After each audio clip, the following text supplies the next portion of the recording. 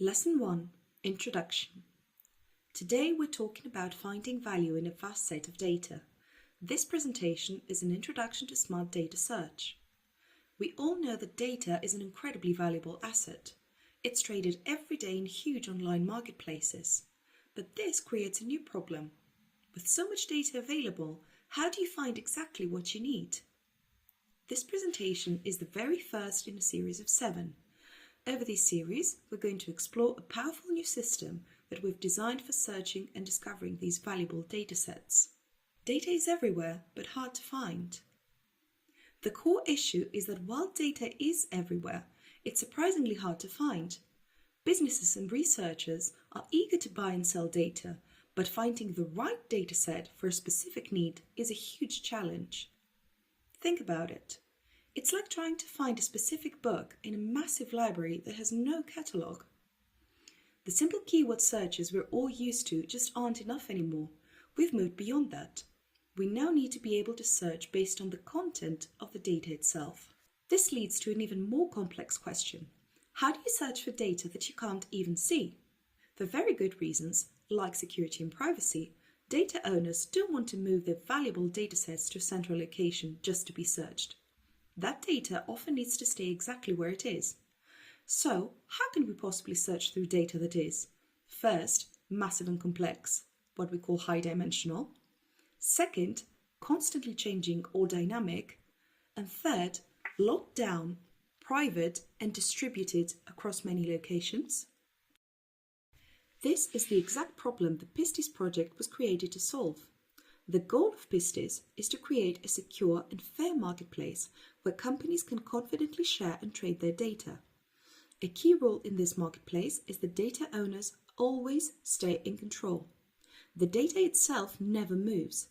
Only descriptive information or metadata is exposed publicly.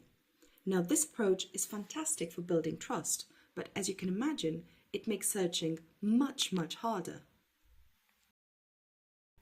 To solve this, we've developed a smart, 2-stage search system that's designed to work even when all the data is distributed. We call it first retrieve, then re-rank. Here's how it works. Stage 1 is retrieve, which is the quick search. In this first step, we cast a wide net to quickly find a list of all potentially relevant datasets. Step 2 is re-rank, our smart filter.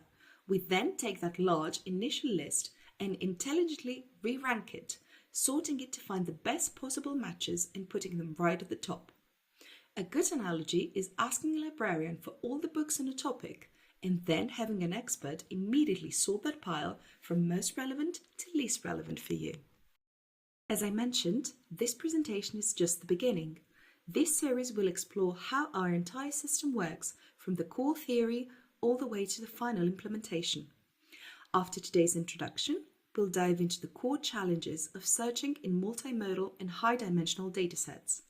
Then we'll have deep dives on our indexing techniques, the retrieve phase, and our re-ranking techniques, how we find the best results. Finally, we'll show you the system's design, its implementation, and wrap everything up with a final recap.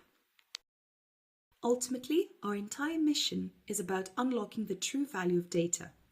By creating a system that can search for data in a secured, distributed, and intelligent way, we can help unlock the massive economic and social value that is currently locked away in these data assets.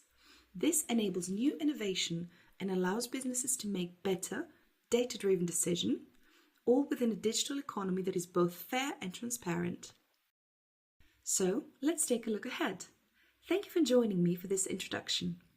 I hope you'll join us for our next presentation, Searching in Multimodal High-Dimensional Data.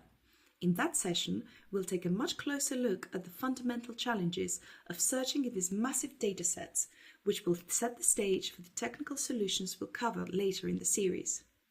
Thank you very much for your attention. If you have any questions, please feel free to contact us at this email address.